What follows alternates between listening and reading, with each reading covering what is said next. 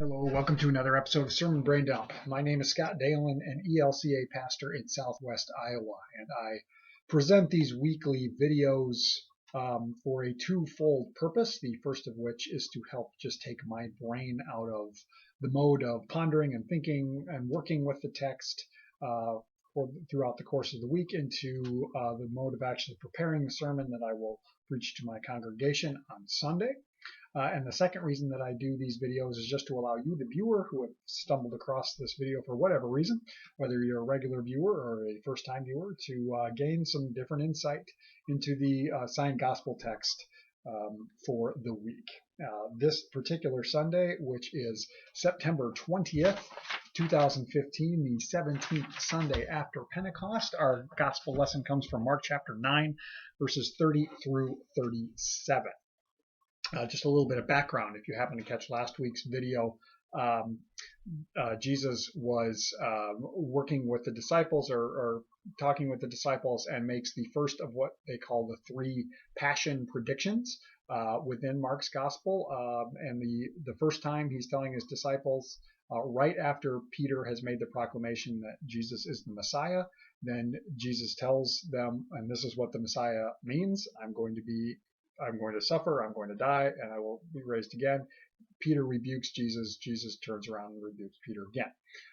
That was back in chapter 8. Now this one here in chapter 9 occurs, and then there's the third one that happens in chapter 10. The first two are featured within the lectionary that sets up the assigned gospel text. The third one actually isn't, although we will run into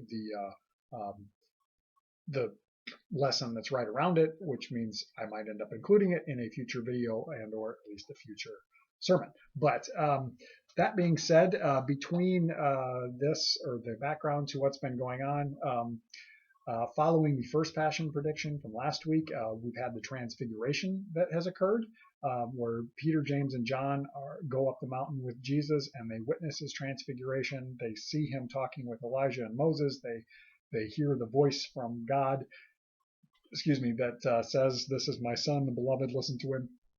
And all of this has happened. And there's also been an exorcism that has occurred that Jesus has performed leading up to this particular passage. So that's kind of all been going on leading up to now. So we hear Jesus and the disciples went on and passed through Galilee. He did not want anyone to know it, for he was teaching his disciples.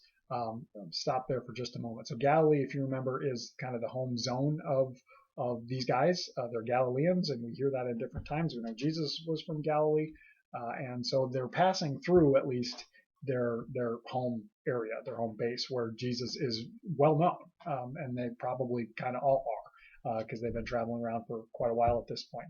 And then we hear that Jesus wants to kind of keep it on the down low that he's around, because he's trying to teach his disciples. Now in the Greek, the verb for teaching is not like he's teaching them once, like in this particular instance, but it's an ongoing thing. And so this is likely something that is kind of happening. It's something that they're talking about a lot. We've seen it in a previous gospel lesson. We see it here. We see it again in chapter 10, but this indicates that it's kind of ongoing. So he continues to teach them. And what is he teaching them? Well, it's the passion prediction. So I'll continue with that.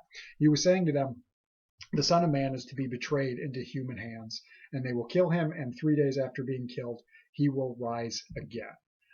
But they did not understand what he was saying and were afraid to ask him. Okay.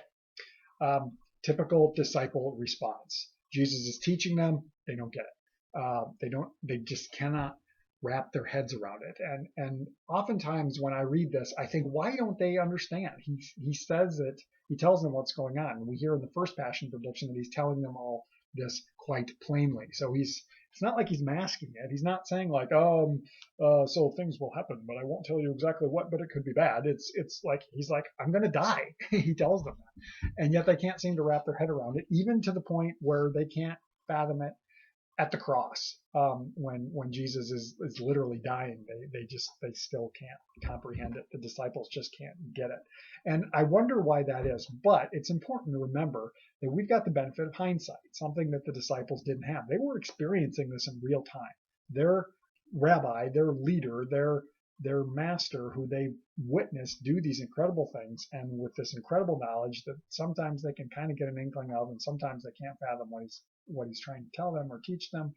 They're seeing this. So how could he die? We never expect that. Even if somebody says it, we're thinking, no, that's not going to happen.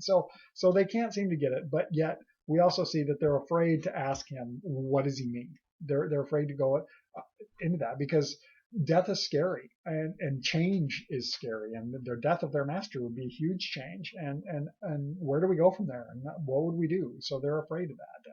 And perhaps that's not unexpected. Moving on. Then they came to Capernaum, and Capernaum, we hear earlier in the gospel, is where Jesus has made his home. Now, they're very itinerant. They move around like all the time, and that's fine. But apparently he has a home or home base there, or maybe he has a house, or maybe someone just that he stays with. But we also know like that's where Peter's from. So Peter's got a house in Capernaum. So we hear they came to Capernaum. And when he was in the house, he asked them, what were you arguing about on the way? But they were silent, for on the way they had argued with one another about who was the greatest.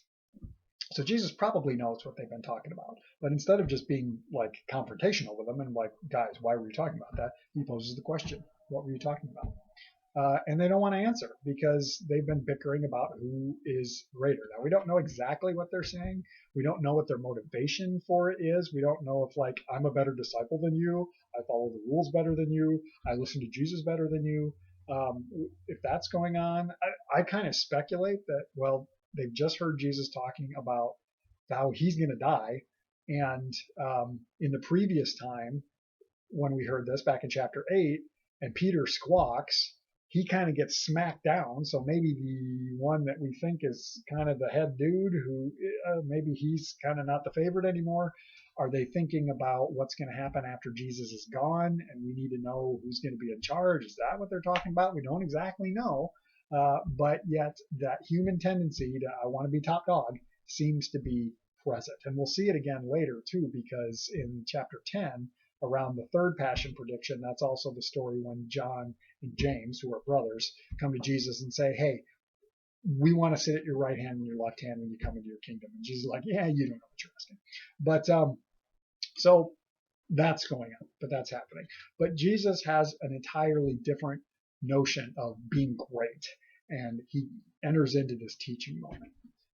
So they've been having that argument. And Jesus sat down, called the 12, and said to them, whoever wants to be first must be last of all and a servant of all. That in its first notion seems a little bit like, okay, but not unexpected again, because Jesus is the servant Messiah. He came to serve the entire world, to do something that we cannot do for ourselves. So what a greater act of service than what Jesus has done. So his example stands for that all. But he says, then he took a little child and put it in among them, and taking it in his arms, he said to them, whoever welcomes one such child in my name welcomes me.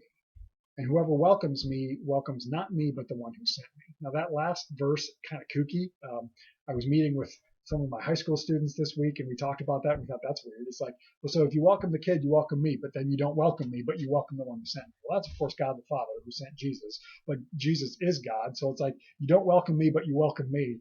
The one who sent me is also me, but it's a different me, but it's the same me. Confusing, crazy, weird, yes. Sometimes the kingdom of heaven makes our brains go, and we don't quite get it, and that's okay.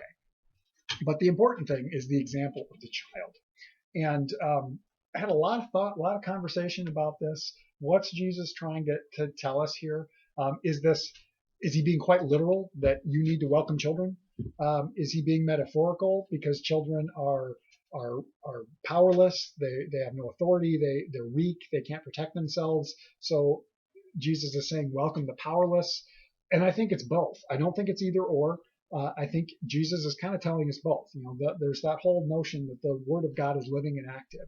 In one moment, it means this. So in one moment, Jesus is saying, hey, kids, welcome them, because the kingdom of heaven is for them too. And in fact, in the next chapter, we'll see a very strong echo of this when he says, you want to enter the kingdom of heaven, have faith like a child. So it's like, boom, mic drop. But so I think that's part of it. But I think also the notion that who's weak, who is powerless among you. Welcome them. Welcome them because of the love that you have for me. Welcome them in my name because of the love that I have shown to you and the love that I have shown to humanity. Receive them. That's what the actual Greek is. Welcome is not the perfect word. Receive is better. It's like receive them in. And as I think about this, I've thought about the notion of hospitality. And in Jewish culture, particularly at the time, hospitality was huge, particularly in terms of travel. That if someone was traveling, you welcomed them into your home for the night, and you fed them, and you gave them a place to stay as they continued on their journey then the next day. But so this is ingrained in them. And so I kind of had the thought, is this notion a no-brainer for them? And that's what Jesus is saying. It's like, welcome people. It's what you do. So do it. And do it for everyone, because the kingdom goes far beyond your thoughts of what it is. It's to everyone. Welcome your neighbor, whoever that neighbor is. And that's kind of that ongoing thing.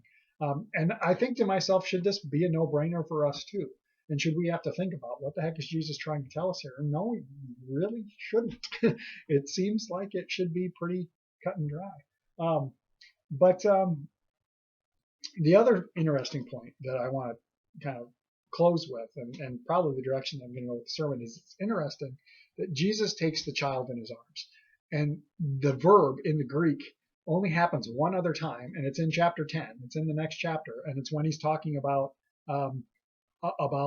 faith like a child. And once again, he wraps that child in his arms. He takes them in a hug. He embraces them.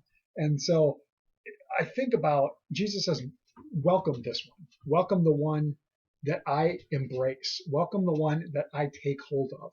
And this notion that to welcome, to receive in the name of Christ, it's not up to our judgment.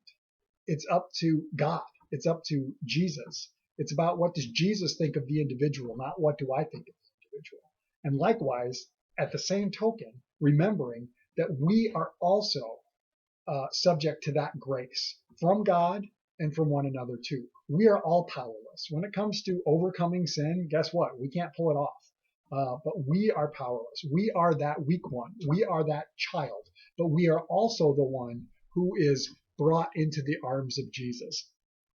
And I think that's the glory of the gospel, is that we don't earn it.